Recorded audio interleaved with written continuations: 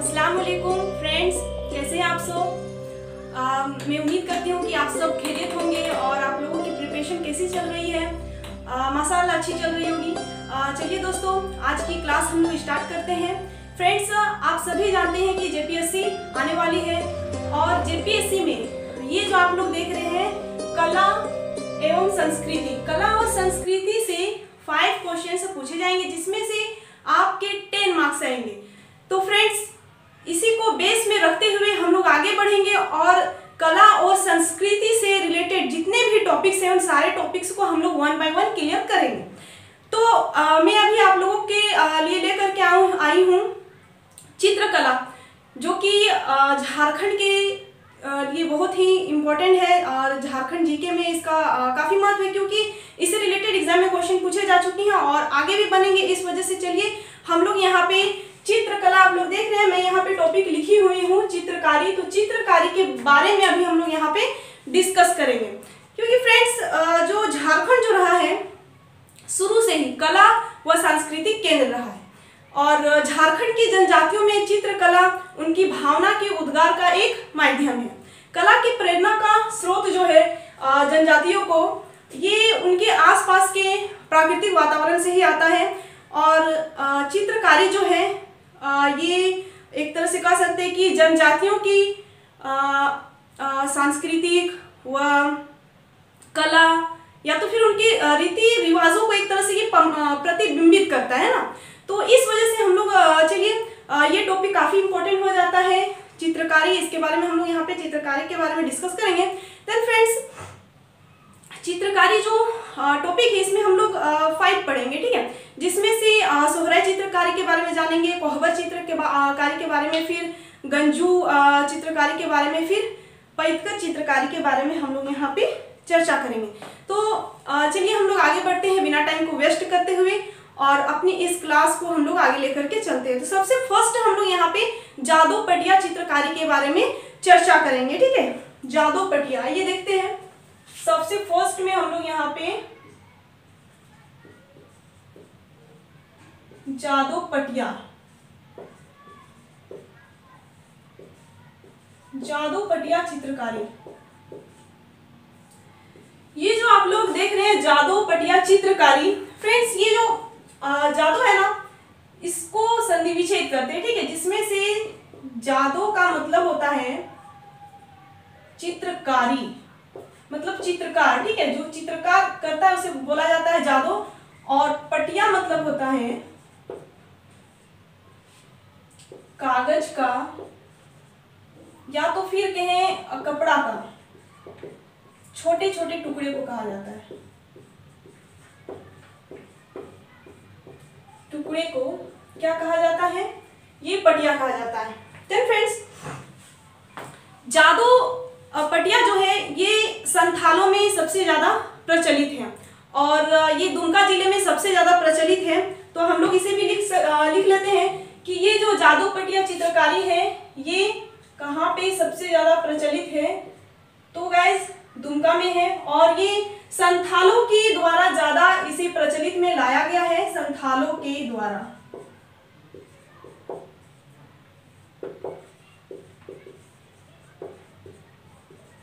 संथालों के द्वारा इसे प्रचलित में लाया गया। अब हम लोग यहाँ पे इसकी जादू पटिया चित्रकारी की कुछ विशेषताओं के बारे में जानेंगे। तो ये जो अभी मैंने यहाँ पे बताया कि जादू का मतलब होता है चित्रकार है, ठीक है। तो चित्रकार जो होता है जादू का मतलब, तो ये जादू जो नाम दिया गया है ना ये संथालों ने ही नाम दिया है। इस जादू जो कहा गया है वो संथालों के थ्रू ही कहा गया है। अब इसकी विशेषता क्या है कि इसमें बाघ देवता के जीवन के दृश्यों का चित्रण किया गया है। किसके? बाघ देवता के जीवन के दृश्यों का चित्रण यहाँ पे हमें मिलता है। तो यहाँ पे देखिए क्या क्या बातें क्लियर हो गई कि ये जो जादू पटिया, जादू का अर्थ होता है चित्रकार और पटिया मतलब कागज या कपड़े के छोटे छोटे टुकड़े। तो इन टुकड़ों को क्या किया जाता है, कपड़ा का रहे या कागज का, छोटे छोटे टुकड़ों को जोड़ करके एक सुंदर सा प्रतिफलक बनाया जाता है, चित्रकार बनाया जाता है, तो इसे ही कहा गया है जादूपटिया। अब ये संथालों के द्वारा प्रचलित में लाया गया, यानी इस चित्रकारी को सबसे ज्यादा कौन यहाँ पे कर रहे हैं, तो संथाल लोग कर रहे हैं। और ये जो है ये कहाँ पे सबसे ज्यादा प्रचलित है, तो दुमका जिले में, झारखंड के दुमका जिले में ये सबसे ज्यादा प्रचलित है। और यहाँ पे बाघ देवता के जीवन के दृश्यों का चित्रण मिलता है इसमें, जादूपटिया चित्रकारी में। ठीक है, अब ये बात क्लियर हो गई। अब यहाँ पे हम लोग चलिए नेक्स्ट जो चित्रकारी आएगी उसके बारे में हम लोग यहाँ पे डिस्कस करेंगे। तो नेक्स्ट हम लोग पढ़ने वाले हैं सोहराय चित्रकारी के बारे में। आइए देखते हैं सोहराय चित्रकारी। तो फ्रेंड्स, ये जो सोहराय चित्रकारी आप लोग जानते हैं कि सोहराय एक पर्व भी है, तो सोहराय चित्रकारी जो है सोहराय पर्व से रिलेटेड है, सोहराय पर्व से जुड़ा हुआ है। और इसमें प्रजापति पशुपति की चित्र अंकन किए जाते हैं। इसमें पशुपति की, प्रजापति की इसमें चित्र अंकन किया जाता है। और ये देखिए कहाँ पे प्रचलित है, हजारीबाग में। ये कहाँ पे प्रचलित है फ्रेंड्स, हजारीबाग में प्रचलित है ये सोहराय चित्रकारी कारी। और यह चित्रकारी जो इसकी विशेषता ये है कि यह चित्रकारी वर्षा ऋतु के बाद घरों की लिपाई पुताई से शुरू होती है। अब इसकी दो शैलियां हैं, आइए देखते हैं इनकी कौन सी दो शैलियां हैं।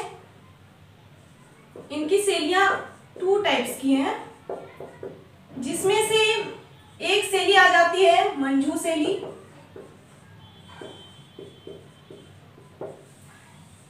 बहुत मजा आएगा फ्रेंड्स ये पढ़ने में। ये जो चित्रकारी है वाकई में इससे क्वेश्चंस बनते हैं और ये बहुत ही इंटरेस्टिंग सा टॉपिक है जो कि काफी मजा आएगा हमें पढ़ने में। तो फ्रेंड्स, यहाँ पे शैलियों के बारे में हम लोग यहाँ पे बात कर रहे थे ना, तो मंजू शैली, शैली में 2 टाइप्स होंगे, मंजू शैली, एक आता है कुर्मी शैली। ठीक है, तो इसे आप यहाँ पे शैली ना लिख करके मंजू सोहराय करें या कुर्मी सोहराय। ठीक है, ये ज्यादा बेटर रहेगा। ये 2 टाइप से हो गई ये सोहराय चित्रकारी की।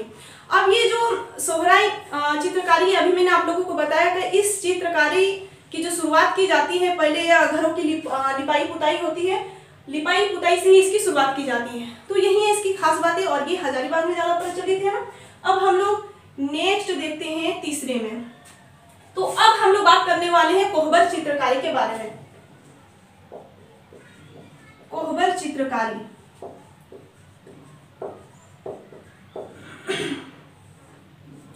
फ्रेंड्स आप लोगों ने सुना होगा कोहबर चित्रकारी के बारे में। कोहबर चित्रकारी को इस बार मई 2020 में जीआई टैग दिया गया है। अब आप ये जानिए कि जीआई टैग मतलब क्या होता है, ज्योग्राफिकल इंडिकेशन होता है इसका मतलब, ज्योग्राफिकल इंडिकेशन टैग। तो फ्रेंड्स, इस कोहबर चित्रकारी की यही विशेषता है कि किसी भी चित्रकारी को जीआई टैग मिलने में लगभग 200 साल लग जाते हैं। सॉरी, वेरी सॉरी, 2 साल लग जाते हैं। ठीक है, कितने साल लगते हैं, 2 साल। लेकिन जैसे ही कोहबर चित्रकारी को जीआई टैग के लिए भेजा गया तमिलनाडु में, तो इसे मात्र बस 8 महीने में ही इसे जीआई टैग का दर्जा दे दिया गया। यानी कि इसे परखा गया, जाना गया, इस चित्रकारी के बारे में बहुत अच्छे से पहचाना गया होगा। वाकई में उन लोगों को बहुत अच्छा लगा, तब इन्हें इसे जो है मई 2020 में जीआई टैग का दर्जा दिया गया, मात्र 8 महीने के अंदर ही। तो वाकई में ये बहुत ही बड़ी बात है हम लोगों के लिए कि झारखंड की जो कोहबर चित्रकारी है उसे मई 2020 में जीआई टैग दिया गया। ये बहुत ही वीवीआई क्वेश्चन है, जीआई टैग जो दिया गया फिलहाल में दिया गया है, ये करंट भी आप इसे याद रखिएगा। ठीक है, अब यहाँ पे कोहबर चित्रकारी जो है जनवरी से जून में किया जाता है, जनवरी से जून। आप यहाँ पे ये याद रखिए कि जनवरी से जून में विवाह के अवसर पर या तो फिर विवाह के मौसम में इस चित्रकारी को किया जाता है। और ये जो कोहबर है इसका अर्थ पहले हम लोग यहाँ पे जानते हैं। इसका अर्थ, इस कोहबर चित्रकारी का अर्थ क्या होता है, गुफा में विवाहित जोड़ा, गुफा में विवाहित जोड़ा।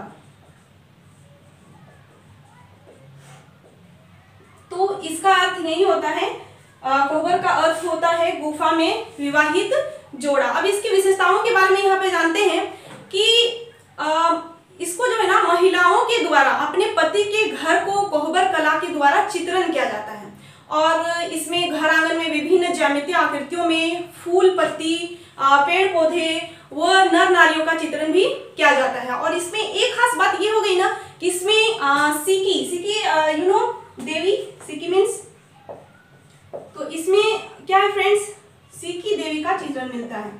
यहाँ पे सिकी मीन्स होता है देवी, सिकी देवी का चित्रण भी मिलता है इस कोहबर चित्रकारी में, सिकी देवी का चित्रण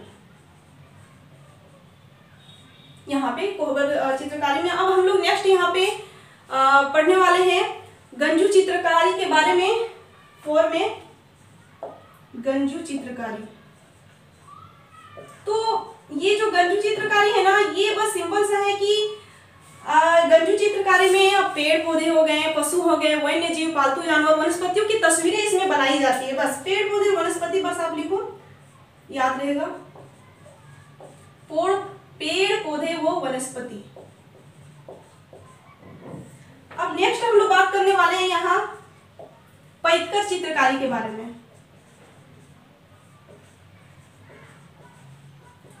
फ्रेंड्स, ये जो पैतकर चित्रकारी है इसे आमादुबी यानी कि ये आमादुबी कहाँ पे है, सिरभूम में है। तो ये आमादुबी सिरभूम में ज्यादा प्रचलित है, और ये जो आमादुबी आप लोग देख रहे हैं इसको पैतकर गांव की संज्ञा दी जाती है इस आमादुबी को, क्योंकि यहीं से इसकी शुरुआत हुई है इस पैतकर की, जिस वजह से इसे आमादुबी गांव की संज्ञा दी जाती है या तो फिर नाम कहा जाता है। इसी को स्क्रोल चित्रकला भी कहा जाता है। ये जो पैतकर चित्रकारी है इसको स्क्रोल चित्रकला भी कहा जाता है।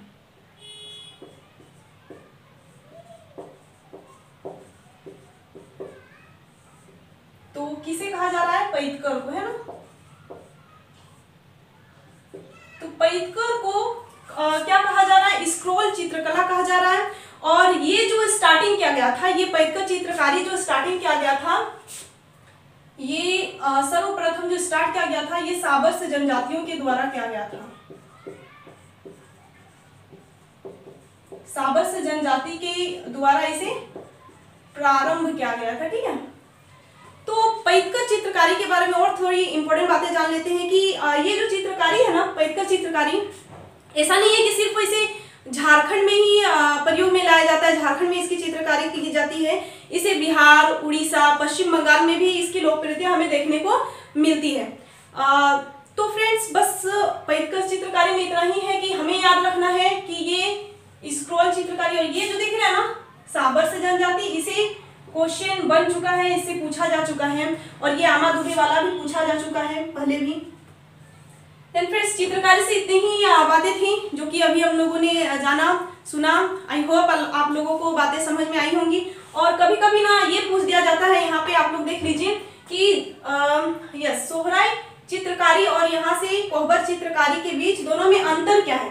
तो अंतर बस यही हम लोग को देखना है कि इसमें जो है सोहराय चित्रकारी में किसकी पूजा व आराधना की जाती है, यहाँ पे किसकी चित्रकारी की जाती है, तो प्रजापति और क्या बोलते हैं, पशुपति की, ठीक है, उसकी यहाँ पे चित्रकारी की जाती है। और कोहबर में वही हम लोग देखेंगे तो सिकी देवी के यहाँ पे चित्रण किया जाता है, सिकी देवी का। और बस यही सब हम लोगों को देखना है। बस फ्रेंड्स, आप लोगों को समझ में आई होंगी बातें। अब मैं आप लोगों से फिर से मिलूंगी नेक्स्ट वीडियो को लेकर के। आप हमें कमेंट करके बताइए कि आपको ये वीडियो कैसा लगा। अगर अच्छा लगा है तो प्लीज़ लाइक और शेयर जरूर करें। Okay guys, bye bye, take care.